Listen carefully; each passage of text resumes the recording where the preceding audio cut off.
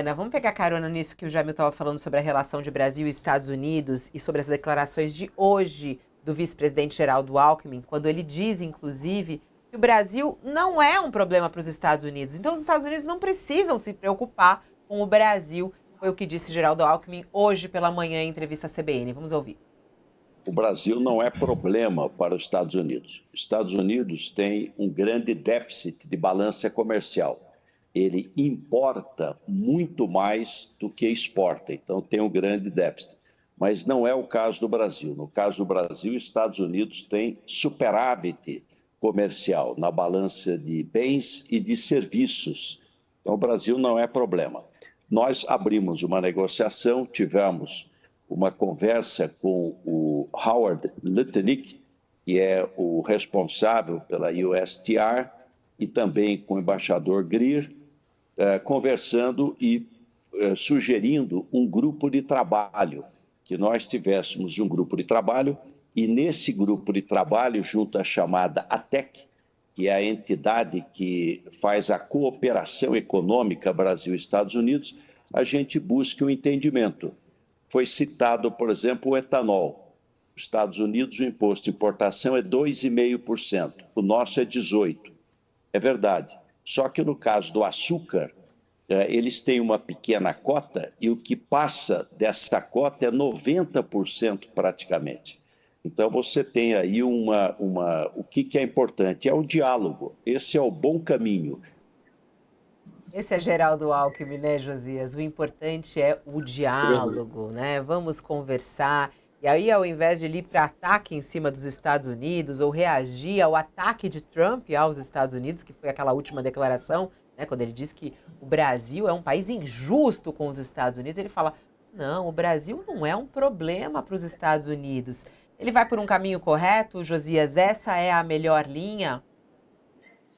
Sem nenhuma dúvida, a retórica do Alckmin é a mais apropriada, defesa do diálogo, a demonstração de que o Brasil não é um problema para os Estados Unidos, ao contrário, é uma solução, inclusive produz superávites para os Estados Unidos no seu relacionamento comercial. O pior equívoco que o Brasil poderia cometer nesse momento é reagir ao Trump, à moda do Trump, reagir com a mesma truculência. E até porque a marca da gestão Trump até aqui é a reviravolta. E ele não desmantela apenas a ordem econômica mundial, ele desfaz as suas próprias reviravoltas. Na semana passada, o Trump, depois de uma queda nas bolsas de valores, depois de reações adversas dos mercados, que estavam buscando clareza em relação às decisões, sobretudo nessa política tarifária do Trump. Em reação a tudo isso, o Trump, na terça-feira, ele tinha imposto tarifas de 25% sobre as importações do Canadá e do México. Na quarta, ele isentou as montadoras de automóveis dessas mesmas tarifas. Na quinta, ele estendeu a isenção a todos os produtos importados do México e do Canadá. Então, no intervalo de 48 horas, ele impôs tarifas e desfez as mesmas tarifas. Ele disse e desdisse, decidiu e desdecidiu.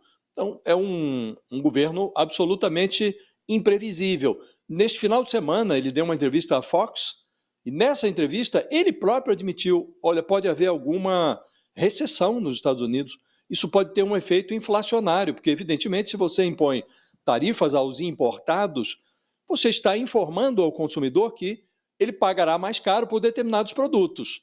Aquilo vai encarecer o processo de fabricação interna ou mesmo a compra vinda do exterior e o consumidor vai pagar mais caro. Aí ele diz, mas isso é um preço temporário.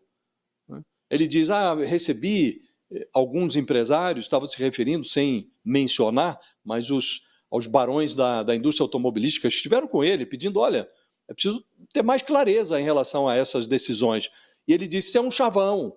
Sempre disse isso, queremos mais, dizem isso, né? Queremos mais clareza. Isso é chavão.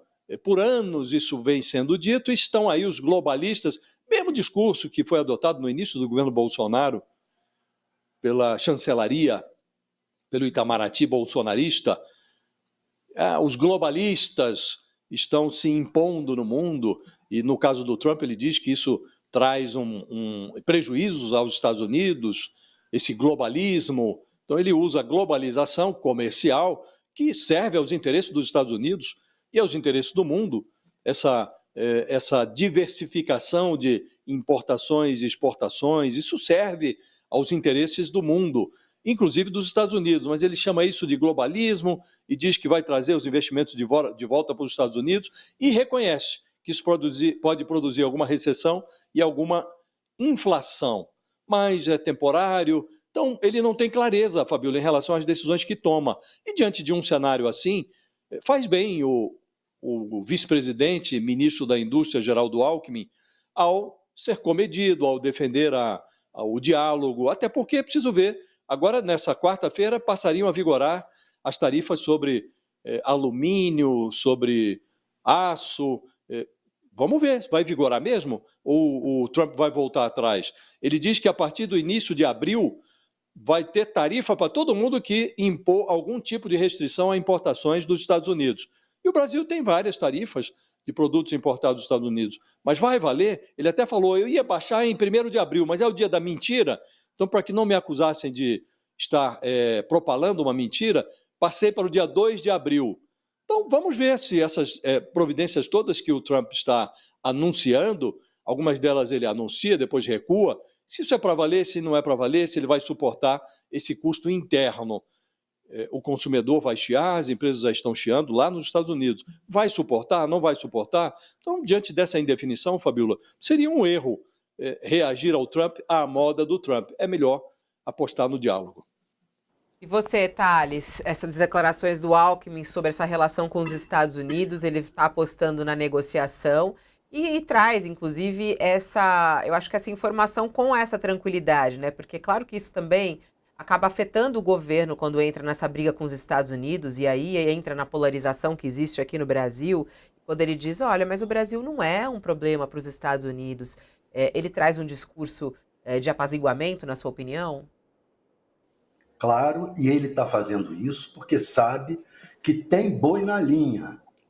Bolsonaro, na sexta-feira, deu uma entrevista falando que entre os 37 acordos assinados com a China, ele disse assim, entregando o Brasil para a China, 37 acordos assinados no final do ano passado por ocasião do G20 aqui no Brasil, entre eles um acordo de energia nuclear, material que a China não tem e vai ter em abundância agora e se aplica para muita coisa aí.